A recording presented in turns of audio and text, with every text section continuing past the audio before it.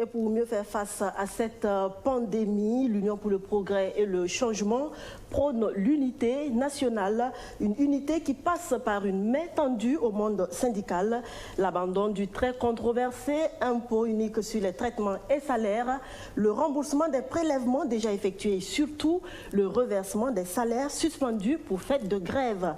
Autant de propositions faites par le parti du Lion dans une déclaration plutôt empreinte de récrimination. Abdou Razak Traoré. La navigation à vue. Le parti de Zéphirin Diabré n'y est pas allé avec le dos de la cuillère pour fustiger l'attitude du pouvoir MPP et alliés face à la grogne sociale.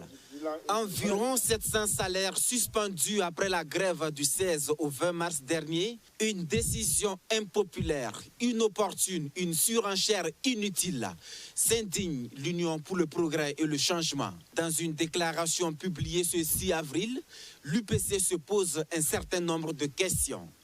Comment le gouvernement peut-il expliquer à l'opinion nationale le miracle par lequel 675 agents de l'éducation ont vu leur salaire suspendu alors que la période a coïncidé avec la fermeture des salles de classe? Dans quel esprit le gouvernement a décidé d'opérer ces suspensions de salaire? Il y a aussi des agents de santé qui sont victimes de cette mesure. Dans ce contexte de Covid-19, cette situation démoralise les travailleurs de la santé au front de la lutte contre la pandémie, sans oublier les graves répercussions que la sanction peut engendrer sur les familles adossées à tous ces agents dépourvus de leur salaire. Regrette la deuxième force politique burkinabé. Où est donc la trêve sociale tant souhaitée dans le discours du chef de l'État?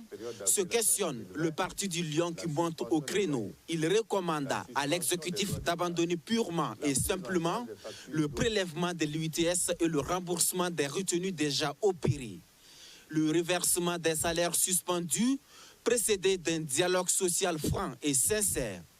Tout ceci assorti d'un appel solennel de Rochmar Christian Kaboré aux forces vives pour qu'ensemble ils combattent l'ennemi commun, qu'est le Covid-19, sont autant de recommandations faites par l'UPC.